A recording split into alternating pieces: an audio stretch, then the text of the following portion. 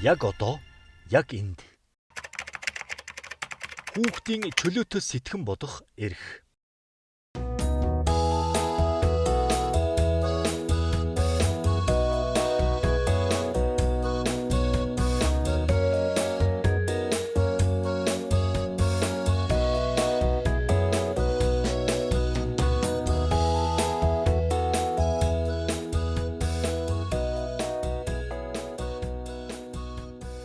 Хөөе манайхаа.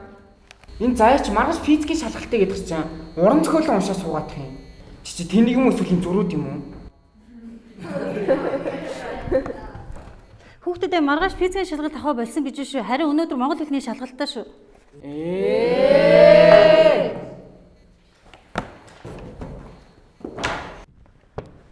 Ёо, энэ заяа ямар адтай юм бэ? Монгол хэл уран зохиол хоёр ч ойролцоо эзтэй. Айгүй бол ангиас ганцаархан ийг авах юм байна л да. Ингээс бэлдсэн чи авах юм байна л да. Яна хүүхдүүдээ уучлаарай. Маргааш монгол хэлний шалгалтаа биш, газар зүйн шалгалтаа юм шүү. Хичээлээ сайн бэлдээрэй.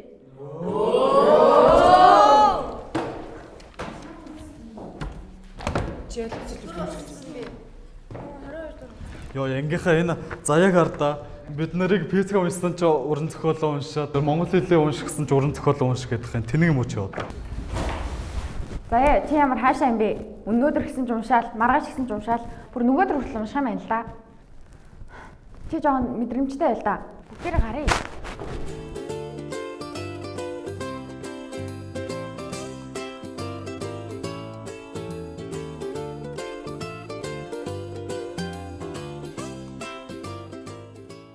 Би шалгалтанд бэлдээгүй. Буртаа даал уншиж байгаа юм. Тэгээд жинхэнэ амьдрал чинь маргааш биш, өчигдөр биш. Яг одоо л байдаг юм шүү дээ.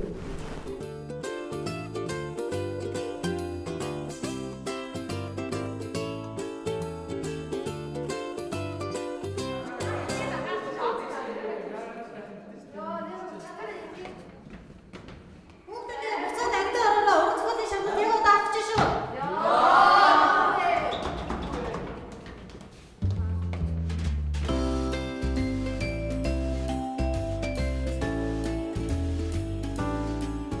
Амар инээдтэй байгаад маргааш шалгалтай, нөгөөдөр шалгалтай, үдээс хойш шалгалтай гэдэл. Тэгсэн нөгөө шалгалт нь яг одоо ах оролцдог. Айгу сонирн байгаад. Гэхдээ би заяа гэдэг хүүхдийг зөө гэж бодож байна. Тэр яг л өөрөөрөө байж чадчихна. Харин бусад хүүхдүүд яг л томчуудын үгэнд ороод янз бүр болоод л хитрхийг томчуудыг дуурайгаал, аль эсвэл томчуудад таалагдгаал хичээгээд байдаг. Гэхдээ бид нар чи яг үндэ өөрөөрөө байж ижил өөр амьдралыг бүтээн штэ. Маргааш нөгөөдөр өчнөө олон жилийн дараах зүйлийг хүүхд болгон байнга цаг тутам бодоод байдаг хүүхдлөө байхгүй. Гэхдээ дотроо бол яг одоо тоглох юмсан, унтах юмсан, найзуудтайгаа уулзсан, аль эсвэл яг тэр номыг авах юмсан гэж боддог. Гэтэл томчууд дандаа л ирээдүйд ингэн тэгэн чи ирээдүйд ийм хүн болох ёстой гэдэл. Нэрэл минийхээр хүүхэд том хүн хоёрын ялгаа үндэл оршдог баг. Гэхдээ байна штэ. Хүүхдүүд бид нар чинь гой баймаар ингэж хэлснийхээ хариуд яг юу сонсдог гэж? Би чиний насны хичээлээс өөр юм боддгоо л байсан. Энэ байдлаараа чи том болоод ажилчгүй, мэрэгжилчгүй, юучгүй амтан болно доо. Та нар одоо тоглож илвэ? Ирэх хаврын шалгалт дээр ингээд тоглож байхыг чинь харнаа. Нөхдөө хүүхдүүд бол манай улсын гэрэл тэрүүл юм. Та нар бол ирээдүйн эмч, инженер, ерөнхийлөгч ээж аавд мөн. Одоо харин дугаа бай. Битгий том яриад битээр чиний талхайг мэдэж байна.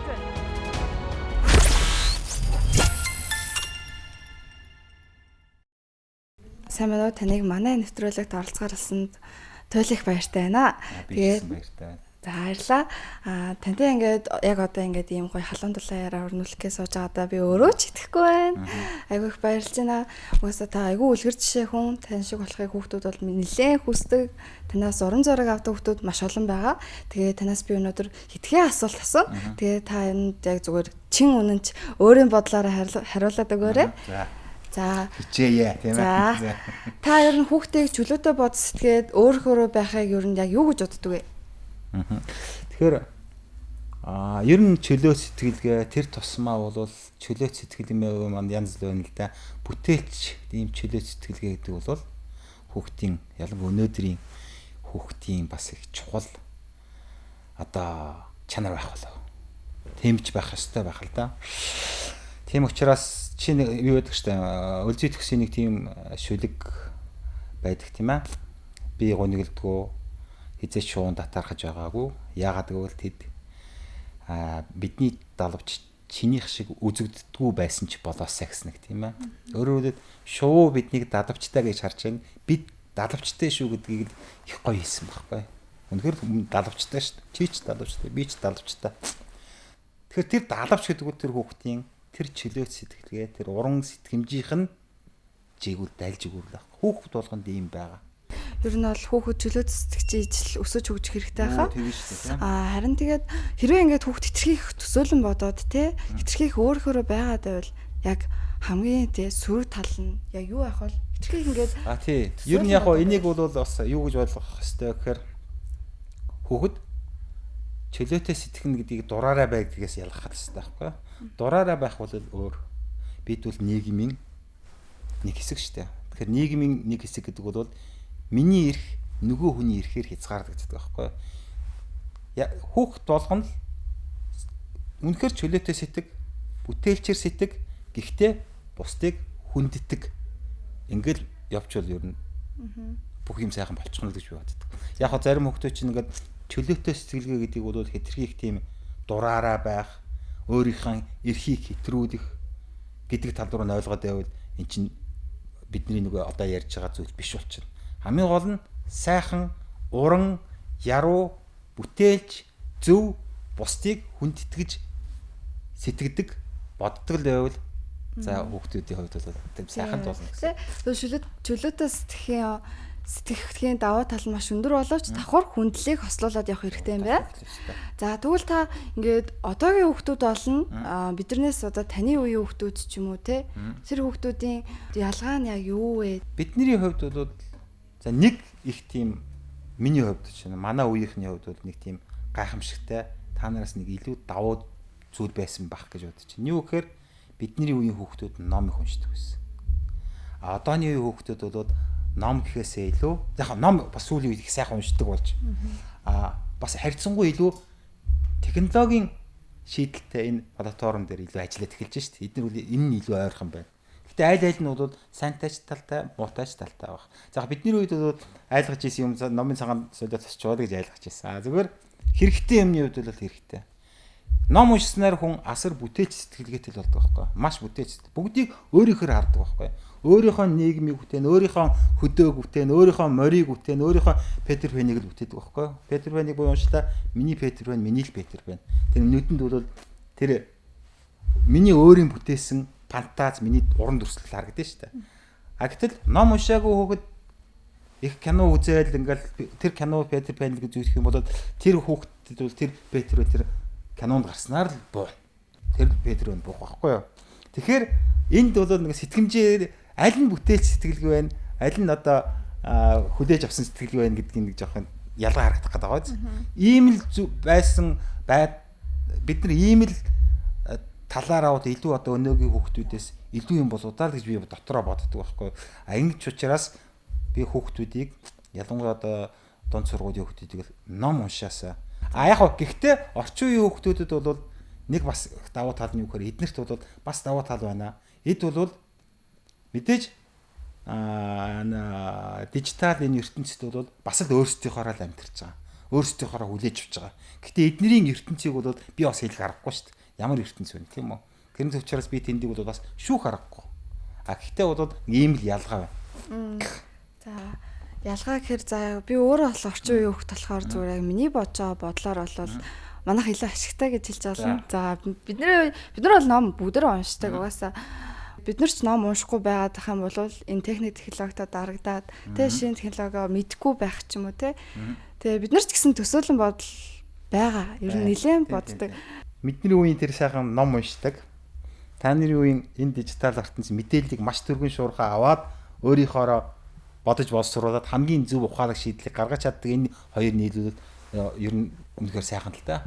Монгол хүүхдүүд бол өшөөл түргэн хурдан сайхан л өгч байдаг. За тантай маш их гоё яриа өрнүүллээ. Айгуу зүйл сайхан мэдлээ. Бас өөрсдийнхөө үеийн. Би ч бас нэлээд мэдэж авлаа шүү. Харин манай үеийнхэн бас тэгээд бас мундаг хүмүүс байдаг гэдгийг бас зарим хүмүүс ойлгох хэрэгтэй байх гэж бодоод сая тантай жоохон зурчиллаа. За тэгээд та одоо натаа зураг дараалаад яг одоо яг энд гээд хэлээд өгөөрэй. За. За. Нөгөө өөрөг татна гэдэг байгаа шүү дээ, тий. За. 1 2 3 яг одоо яг энд.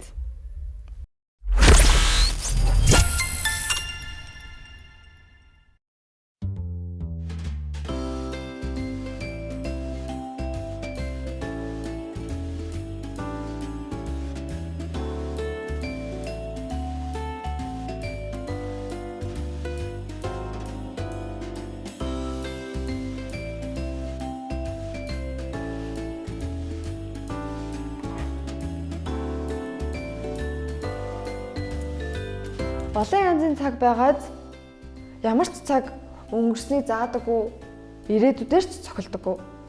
Энэ цаг аль нь ч ирээдүйн цагийг заахгүй шүү дээ.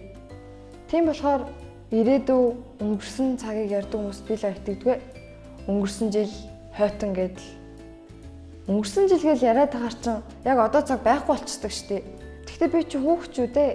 Яг одоо цагтаа байсан л надад амар санагддаг. Өнгөрсөн эсвэл ирээдүйд байнга санаа зовох нь надад үнэхээр хэцүү. Яг одоо цагтаа өөрөөр л байх нь илүү амар бас тухтай санагддаг. Гэхдээ томчууд би чиний насан дээр байсан бол би өстө чиний ирээдүйд санаа зовж гин. Ирээдүйд чи ингэх гээд байна, тэгэх гээд байна гэдэл. Тэр нь үнэхээр амар баригдмал санагддаг. Яг хүн болгон эцэг эхчүүд багш нар ингэ хэлчихээр би л авч чөлөөтэй байж чаддгүй. Дандаа ингэж би нэрээ ирээдүйд яах гээд байгаа юм бол гэж санаа зовоод идэв. Минийхээр бол чөлөөтэй бод сэтгэн гэдэг нь ямар нэгэн цагт баригдалгүйгээр ямар нэгэн зүйлээр хязгаарлагдахгүйгээр л байхыг хэлнэ. Ямар нэгэн цагт баригдалгүй өөрөөрөө байдаг хөтөл илүү сэргэлэн цаваа амжилттай уур бухимдалгүй яг л сайхан унтж амардаг байхаа. Юу унтж амарх вэ намна? Маргааш зураг алддаг шүү дээ. Өө би ч нэрээ маргааш зураг алддаг шүү дээ. Тийм болохоор маргаашийн зураг алданд би яг одоо яг эндээ л бэлдвэл үнэхэр гоё.